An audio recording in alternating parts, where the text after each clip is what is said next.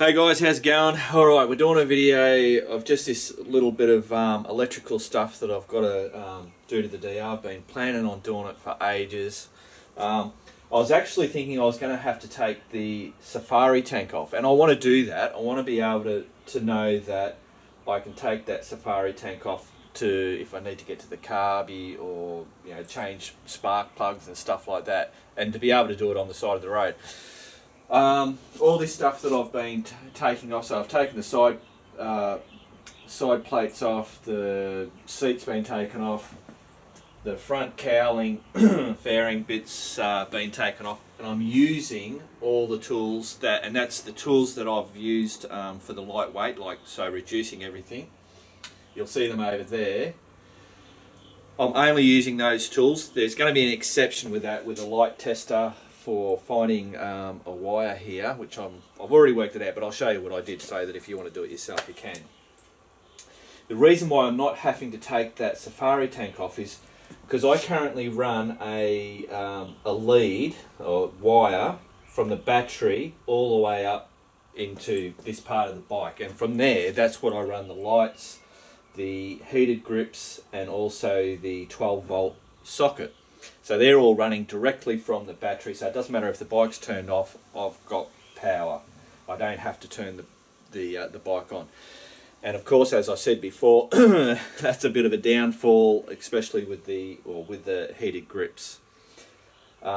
Craig from South Australia, one of the guys that came on the ramble, he commented on Facebook saying that he ran all his stuff through the accessory wire on the bike, and that got me thinking, because I was thinking I was going to have to put the wire, say, to the horn or something like that, and I thought, oh, I'll jump on and just have a look and see if there is an accessory wire, and there's a spare wire sitting there that you can hook straight into. So what I'm going to do is I'm still going to have my wire that runs from the battery, and that will go to the lights and the 12-volt socket. I'm happy with that being directly there, and the reason for that is that I want to be able to turn those lights on but not turn the bike on and have that incandescent light shining while I have these two lights on. There's been a couple of times, me and Ken were on the Simpson and in Aminka. We got in there pretty late, and of course we went straight to the pub and had a meal and had some beers and whatever, and then we went, okay, we better go and bloody set up camp. And of course, by that time it was pitch black, so we bloody rode our bikes down to the river and pulled up. And I just had the light, turned the light on, just had the bike turned off, turned the light on, it lit up everywhere, and we could set up the bloody tents and everything. And the other thing is, with the cigarette lighter, the same deal. I charge on either laptops, because I have a 12-volt inverter, converter, whatever it is, I can't think now. Or if I want to be charging up my phone when I've pulled up, because, I don't know, maybe the thing's wiggled out while I've been riding along and it didn't actually fully charge it, so when you've pulled up you go, oh shit, you can whack it in. And I have no problems with doing that while the bike's off. It's never enough to drain that battery. So that's why I want to keep those directly to the battery, because that's what works for me. The other thing I've got to do is, someone mentioned, actually, I was having trouble with those bolts on the terminals, and quite a few people actually gave me some great ideas. One was the vacuum hose little stuff you can put in there and stick it on top. Someone else said a zip tie, curl it up and put it in there, and then another one was using blue tack, and that's the one I'm going to run with, putting a bit of blue tack underneath there, because it really would be an absolute pain in the ass on the side of the road if I hadn't needed to take that battery out. So I think putting that blue tack in there, it's going to stick in there, it's going to be a pretty solid thing that will just stay in there and not jump out or wriggle out or whatever. So I want to do that, and then of course I'll coat the terminals, because someone else mentioned about coating the terminals with electrical grease or something like that. I did another search on that because I didn't want to go down buying more stuff. And there's a lot of like most stuff, everybody's got their own bloody opinions, and no, you can't do that, and yes, you can do that, and I've been doing it for years, and whatever. And something that I use on the cars is petroleum jelly, so I figured I'll just put the petroleum jelly on those terminals. That'll also, it'll protect it. You don't have to put it on there. I mean, the bloody things, I don't think are going to wear out too much, but I think putting that on there as a protectant from water, so if your bike goes over, that may help with the whole submerging of the battery or whatever. I don't know. That's just, I can do it. It's not going to take me anything to do. Alright, so the first thing I'm going to do is get that battery out. So I'll do that and then I'll bring you over and I'll show you what I'm doing there.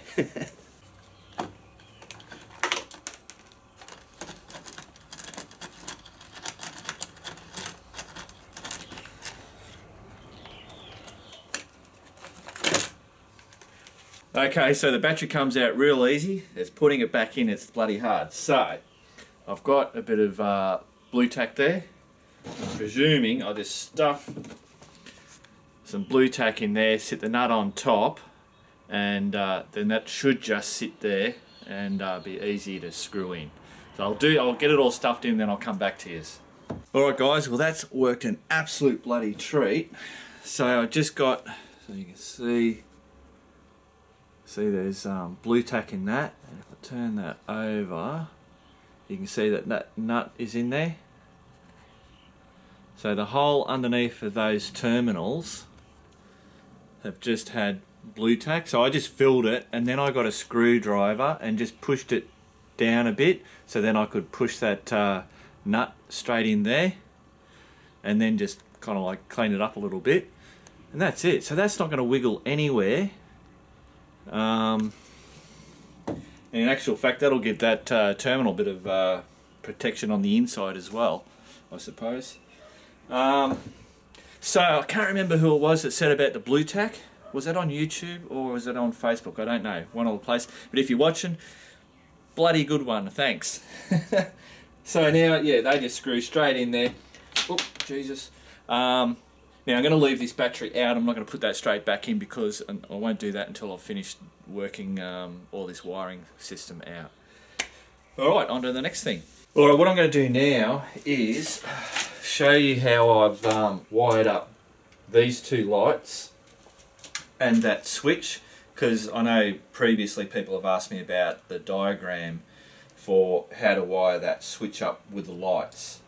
So I went and found, I thought I didn't have it, but I've gone and found it. I'm going to bring you over to there and I'll run through that just quickly, and you can most probably pause the video, screenshot it, and you'll have a reference to do it, because that's all I did. I watched a young Asian kid doing it in his bedroom, and he was just drawing it as he did it, and I just basically copied what he did onto the bit of paper, and then transferred it into there, and it just bloody worked brilliantly. I never understood how the switch worked. When you look at the diagram, it just doesn't make sense if you're not electrically minded, which I'm not. But before I do that, I just want to show you, because I'm doing it directly from the battery, I just want to show you what I've got there and that wire. So I have a wire just like that. It's a fairly thick one. Like, you don't have to have it this thick, but I went with the thick one because I didn't know how much stuff I was going to be putting on here. This is something that I've used, another thing, but sort of forget this kind of bits and pieces. But basically it's two strands. You have your red and your black, and that's it. So that runs from the battery terminal up to there. I'll bring you over and show you. So down here, obviously that's where the battery goes. So there's the red wire for the bike, for the bike's wiring system, and here's the red wire that I have, and I've just put a little thing on there, which is for my accessory stuff. And then down here we have, now that's the bike's black wire, and then you'll see here that's my black wire. Whoops, shit, going all over the joint. Now it's very important to make sure that your red wire, which is your positive, and that leads, and I'm looking through the screen of the camera, there it is, that's a fuse. You've got to make sure you fuse that wire, and that's a 10 amp wire. I don't know what you're supposed to use. That's all I know is I use a 10 amp fuse. and then that wire goes underneath that safari tank and then comes out. One of those wires in there is coming out, and I'll show you a bit further along. I've got a big junction of a mess of wires all bloody twisted together. Cool, now we'll go over and have a look at this thing. Alright, so basically, as you can see, that's your battery. Now before we continue, there it is. Screenshot that if you want to, or pause or whatever, and you got it. So we have a battery with a positive and a negative. Here are the two lights, so it doesn't matter whether you got one light or two lights, you just take one out and then just do the other one. And then you've got your switch. See, I used to have an inline switch, but this is just a normal switch, and it'll have a positive and a negative on it. And then down here I've got, don't forget, because in this thing it didn't, because this is all going directly to the battery terminals, whereas I've got a wire off there, and then all these join onto that wire, but in between there is that 10 amp fuse. I hope this isn't getting confusing, but if you just see, obviously the positive on that light goes to the positive of the battery, the positive on that light goes to that positive on the battery. Now this is where it gets tricky. The negative from that light and this light all go to the negative on the switch, but on the positive of the switch goes to the negative of the battery. And that was the part that just doesn't make sense to me, but electrically it makes common sense. So there you go, guys. Cool. Okay guys, so just to reiterate, the battery terminals and then the wire that comes up here. So basically all you're doing is, as I said before, the wires down here, this single wire runs all the way up to there and comes out here. So virtually all you're doing is you're bringing your two terminal points and then having them up there. So they're acting exactly the same as those terminal points down there.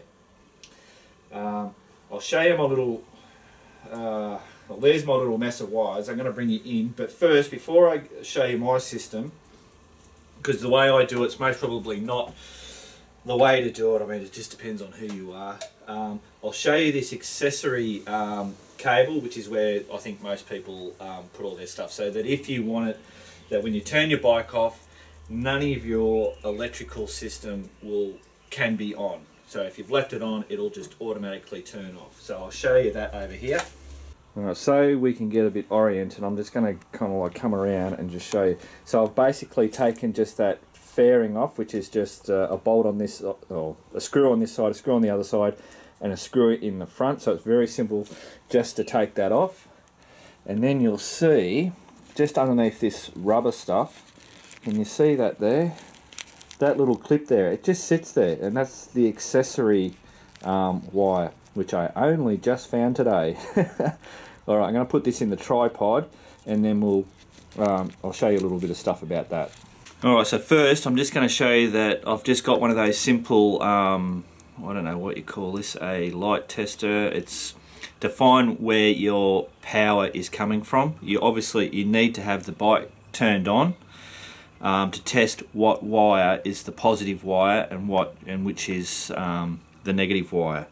Because in this little clip here, which I'll now zoom in, but basically all I'm going to do is just hook this part onto a little bit of part of the frame, or chuck it in underneath there, just on a bit of metal of the bike, and then what I'm going to do is stick this in one side.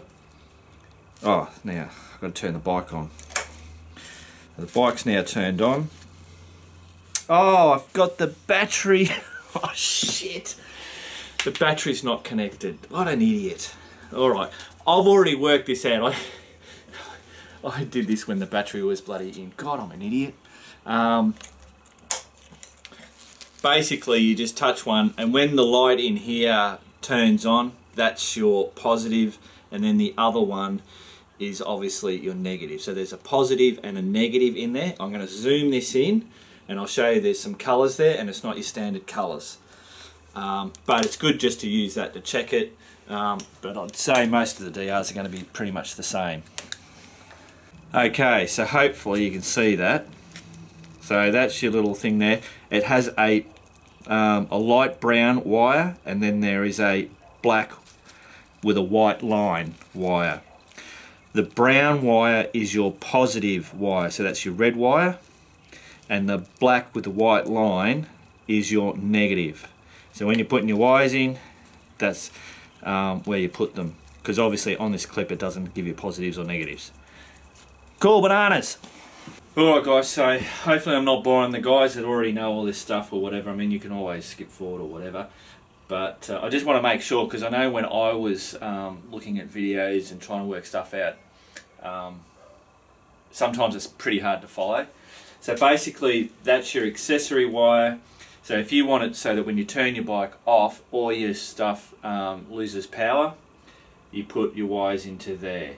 Now that's part of obviously the motorcycle's wiring system. That should, and I'll say it is, fused. I don't know what it is. Depending on how much stuff you're going to be running off those wires, if you're planning on putting a lot, maybe if it was me, I would be putting I'd have a little fuse in between going into that. I don't know how much that can, I'm sure you could find out what it is. But basically for me, I'm only going to be running my heated grips off that, and that should be fine for just running those. If I was running the lights, charging equipment and running the heated grips, I don't know again, but I would think that maybe that might end up blowing a fuse and all that kind of stuff. I'd much rather blow a fuse in just my accessory stuff and not in through all or even burn out a wire if for some reason you had a really big fuse or something. I don't know. It's just the way I think, I suppose. Cool, so that's that. Bring you over, show you my noodle mess, and then I'm going to start doing my shit. Alright guys, so basically here's my big noodle. You'll see all these wires running into this thing here. Where is it? One of these wires, which is, I can't bloody see. Is that one there? Yeah, one of these wires is that wire that I said that runs down to the terminals, and then each of the lights, the cigarette lighter, I've actually ripped out the heated grips wire out of the system. You can see that's over here. I've just done that because I cracked the shits. So I just bloody said, I'm not having heated grips. So though that set there is going to go into the accessories, I've got to pull this apart because I'm going to change over to a different cigarette lighter. So I'm not going to film all this kind of shit, but basically that's as crude as it gets, I suppose, but it works. So I'll most probably come back to you when I'm a little bit further along, but really that kind of like gives you an understanding of how it is quite simple. It's just a matter of doing it step by step. I'll just show you this new cigarette lighter that I'm putting in there. So basically, if you can, oh geez, I've got a black t-shirt on, it's black. So it has your 12 volt socket there, and then it has the USB there. So that's going to be, having that USB is going to be a lot more handier for me. All the bikes have that old system, or the old one. We sell both of these. I think that's like $14.95 for one of those, and it works great. But there's so many things that are using USB now. It'd be handy to be able to utilize a couple of things, or just to plug directly into that without having to put the other USB thing in there and then click into there and all that kind of stuff. That one there was basically just had a wire out to it, so you'd have to put your own fuse on it and run a wire down here. Whereas this one that we've got, it's got its own, it has a fuse. For me, I'm going to chop that off there and wire directly onto the wire that comes to the battery, because that wire there is already fused, so I don't need that. It's just another little bit of shit that I don't need to have in the system, and I like to keep things as simple as possible.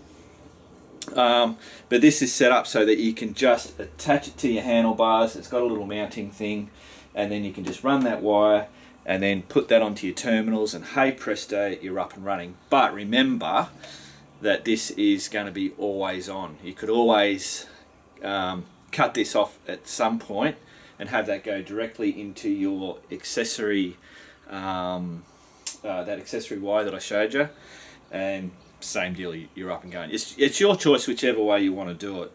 A lot of people say that the USB does a continual draw off of the battery. And I was reading some stuff, and again, you know, everybody's got different ideas. They say that the really cheap ones don't do the draw, and maybe the better USB ones actually do the draw. I don't know what you class this as whether it's a cheap one or an expensive one. I have no idea. They're all made in bloody China, so there you go. But even if that's like they mentioned the draw that it takes, it would take a very, very long time for it to actually really give you an effect. So maybe the guys in America where you're hibernating it for 6 months, but you can have it on a battery tender anyway. So and like I said, I've ran that system on all the bikes, and we just don't have a problem with the bikes ever running out of battery. So cool. I will see you a bit later, which will be very soon for you, when I'm a bit further along. Okay, so it's actually the next day now. I've finished wiring up all the stuff. I've got a bit waylaid with work and all that kind of stuff. So everything's wired up. I'll just quickly show you a few bits and pieces. Try and keep this video as short as possible, because you know I can bloody ramble on. So now the heated grips are now just wired straight into this accessory spot here. So basically when I turn the bike off, if I've left the grips on, they turn off. No problems anymore.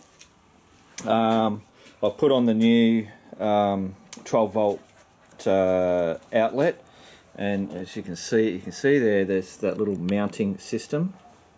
It actually works really well, and even on these are fat bars, so they're bigger diameter, so they've gone on there really well. Now you've got those little open thingies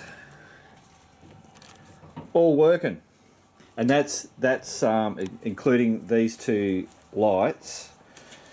They're still connected directly to the battery for the reasons that I mentioned earlier. Now I had a bit of a problem with the terminal screws. I'll just show you over here.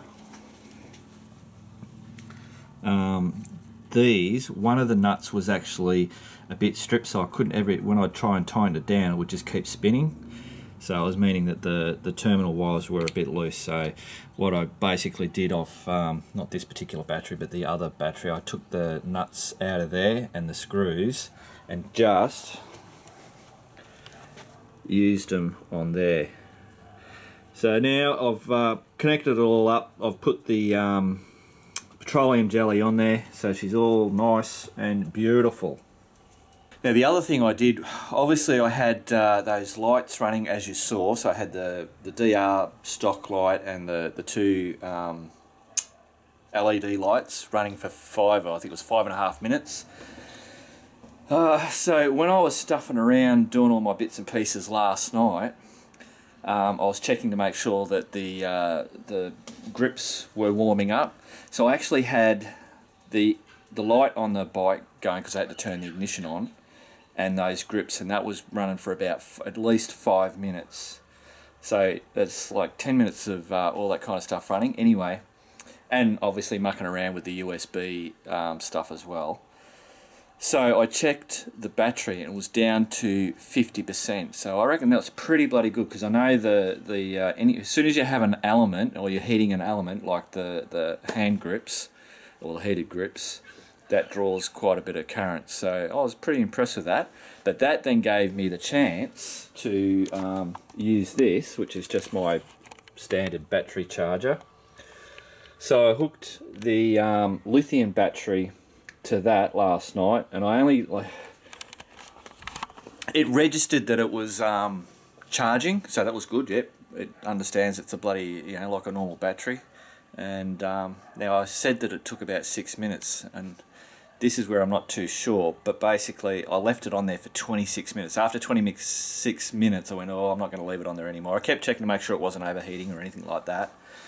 And then I waited a couple of hours and I checked the charge on it, and it was fully charged. So I'll put this back on the thing so I don't have to hold this bloody camera, because I know Ken just commented on Facebook, and if anybody knows anything about lithium batteries, Ken now does know about that stuff. Yeah, so I was saying that I left it on there for 26 minutes because it was still saying it was charging, and normally when you use that thing it says when it's fully charged, and it goes it's charged, and obviously it goes into a float mode or whatever. But I was just reading what Ken had put on there, and apparently these batteries, he actually has one in his bloody DR, I didn't even know. And he considered, as he said, he considers them safe as long as you look after them. But he says they have a little management system in there, so it's obviously a little board that stops the battery from going down to 0 volts. Apparently if they go to 0 volts, you've got to get rid of the battery, it's just stuffed. If you try and recharge it, apparently it's not very good. I don't know whether it explodes or bloody does whatever, but apparently I think that's obviously how they've made these things safe, is by having that management system in there. So if you are charging off that, I would most probably do that, just run it for 6 minutes, take it off, wait that hour or so, and then check to see if it's fully charged, so it most probably will be. I don't know whether these work the same way, but anyway, carrying on again. So now really the last thing I've got to do to test this battery out is to make sure that I'll go out for a ride and I'll bloody run all the bits as much as I can, and then just keep checking to make sure it's actually keeping charged back up. That's the only thing I don't know about it at this stage. There you go, guys. Well, I think that's about it. I'm just going to whack all this stuff back together, and then I can go bloody play on it. Alright guys, keep on riding. Just thought I'd show you this. You remember this little puppy dog that was on one of the videos? Well, this is what happens when you feed a little puppy dog. Where'd she go? Sophie. Sophie. There she is. You big oof.